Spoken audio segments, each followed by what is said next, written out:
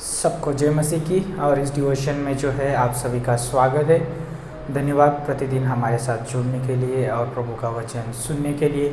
हम पूरे दिल से आप सभी का स्वागत करते हैं।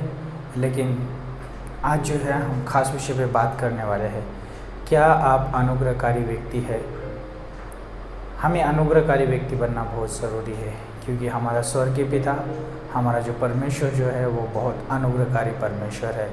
और जब आप यूहन्ना की किताब उसका 8 अध्याय और 1 से लेके अब 11 पंक्ति पढ़ते हैं, वहाँ पर जो है एक व्यभिचारिणी स्त्री है। और वो स्त्री जो है वो इस समय लोगों के द्वारा जो है सताई जा रही है। लोगों के द्वारा जो है उसे दंड दिया जा रहा है। लोगों के द्वारा जो है उसको जो है यीशु मसीह के सामने प्रस्तुत किया गया है।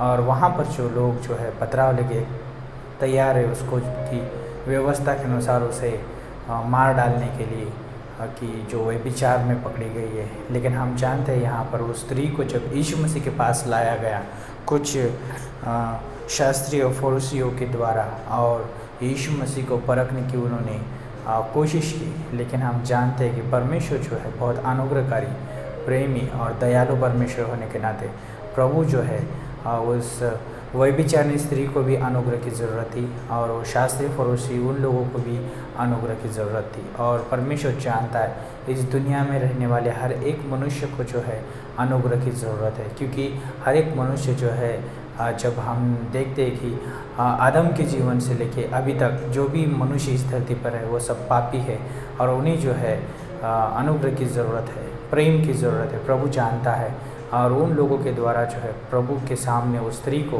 प्रस्तुत किया गया। लेकिन जब हम 6ठी पंक्ति पढ़ते हैं तो वहाँ पे बोलता है, उन्होंने उसको परखने के लिए ये बात कही ताकि उस पर दोष लगाने के लिए कोई बात पाए। परंतु यीशु झुककर उंगली से भूमि पर लिखने लगा। तो हम जानते हैं कि जब वो शास्त्री और फरीसी उस स्त्री को लेके आए तो उन्होंने यीशु मसीह को परखना चाहा, यीशु मसीह को जो है कुछ दोष में पकड़ना चाहा। लेकिन हम जानते परमेश्वर सिद्ध और परमेश्वर सर्वज्ञानी, सर्वव्यापी, सर्वश्रेष्ठ परमेश्वर है। और वो जो है अपने स्वभाव, अपने चरित्र और परमेश्वर के खिलाफ, त्रिएकता के खिलाफ वो कभी पाप नहीं कर सकते हैं। और वो जो है मनुष्य के लिए अद्भुत उदाहरण बनने के लिए इस धरती पर आए थे। और उन्होंने जो है मनुष्य को किस रीति से सिद्ध जीवन जीना है उन्होंने एक नमूना दिया। और यहाँ पर हम जानते हैं कि वो झुककर कुछ भूमि पर लिखने लगे। और हम जानते हैं कि प्रभु जब शांत रहते हैं, प्रभु कुछ बोलते नहीं। इसका मतलब ये नहीं कि परमेश्वर के पास कोई उत्तर नहीं है, परमेश्वर के पास कोई उस हमारे प्रश्न का समाधान नहीं है, ऐसा नहीं है। परमेश्वर जो है कि उसके पास प्रश्न का उत्तर है, लेकिन प्रभु चाहते हैं कि शांत रहने में भी बुद्धिमता है। और प्रभु बुद्धिमानी से भरे हुए परमेश्वर है, और वो बुद्धिमान परमेश्वर होने के नाते वो जानते हैं कि मनुष्य इस समय जो है गिरा हुआ है, उसे अनुग्रह की ज़रूरत है। और जब उस स्त्री को उस परमेश्वर के सामने लोगों ने प्रस्तुत किया, और फिर हम देखते हैं 7 पंक्ति में, जब वे कौन यीशु मसीह जब सीधे हुए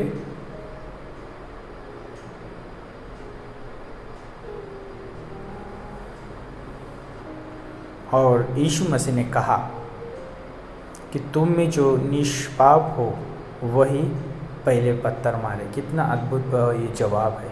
ये है बुद्धिमानी का जवाब, ये है परमेश्वर का जवाब कि परमेश्वर जो है बुद्धिमान है, शांत रहने में बुद्धिमता है, परमेश्वर का वचन कहता है। और परमेश्वर बुद्धिमानी से भरा हुआ परमेश्वर वो यहाँ पर जवाब देता है कि जो निष्पाप हो वो पहला पत्थर मारे। और हम जानते हैं कि यीशु मसीह फिर भूमि पर कुछ लिखने लगे। और हम जानते हैं कि वो बड़े से लेके छोटे तक जितने भी लोग थे वहाँ पर उन्होंने पथराव डाल दिया और वहाँ से निकल गए। उस स्त्री को दंड नहीं दिया गया। लेकिन हम 10 पंक्ति में देखते हैं, फिर यीशु मसीह सीधे हुए, है ना, और फिर उस स्त्री से कहने लगे कि तुझे दंड देने वाले कहाँ चले गए। और वो स्त्री ने जवाब दिया कि वो सब चले गए। यीशु मसीह कहते हैं 11 पंक्ति में, उसने कहा, हे प्रभु, किसी ने नहीं, यीशु ने कहा, मैं भी तुझ पर दंड की आज्ञा नहीं देता, जा और फिर पाप ना कर। और हम जानते हैं कि मनुष्य जो है पापी होने के नाते उसे अनुग्रह की ज़रूरत है, लेकिन अनुग्रह और सच्चाई दोनों साथ साथ कार्य करती है। इसलिए प्रभु यीशु मसीह ने उस स्त्री को सच्चाई बताई, अनुग्रह दिया और प्रभु ने उसे क्षमा भी दिया। तो आज जो है मनुष्य को अनुग्रह की, सच्चाई की और क्षमा की ज़रूरत है, प्रेम की ज़रूरत है। लेकिन जब किसी मनुष्य को क्षमा देने की या अनुग्रह देने की समय आता है, जब हमारा समय आता है, तो क्या हम उस मनुष्य को या किसी भी व्यक्ति को हम अनुग्रह देते हैं?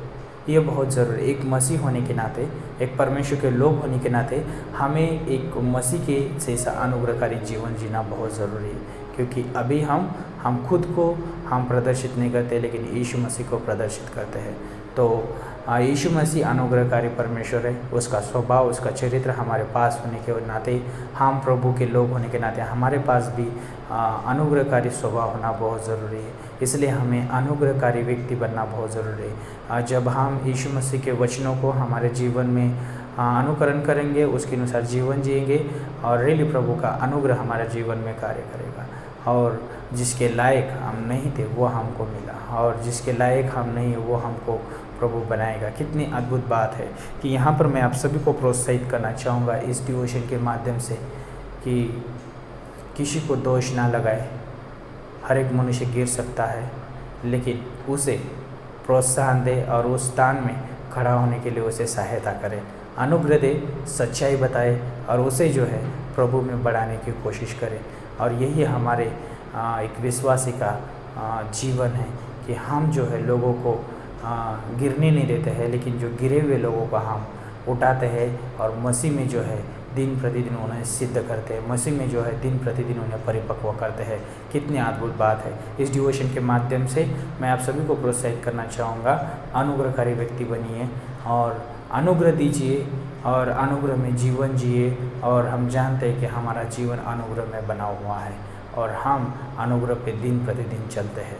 प्रभु यीशु मसीह इस डिवोशन के द्वारा आप सभी को आशीषित करें। प्रभु धन्यवाद करते हैं, आपकी स्तुति करते हैं, आपकी प्रशंसा करते हैं। प्रभु आप शांत रहते हैं, इसका मतलब ये नहीं कि परमेश्वर आपके पास जवाब नहीं है। प्रभु आप बुद्धिमत्ता के साथ हमारे सवालों का जवाब देने में आप सक्षम हैं परमेश्वर। प्रभु उस स्त्री को आपने अनुग्रह दिया, आप हमें अनुग्रह दीजिए ताकि जिस व्यक्ति के साथ हमारा व्यवहार हो, जिस व्यक्ति को हमें अनुग्रह देने की ज़रूरत हो, उसे प्रभु हम बिना उल्लाहना दिए हुए, बिना हिचकिचाए हम उसे प्रभु अनुग्रह दे सके। प्रभु धन्यवाद देते हैं, प्रभु अगुवाई करें, पूरे दिन आपके हाथों में सौंपते, यीशु मसीह के नाम से मांगते हैं, आमीन।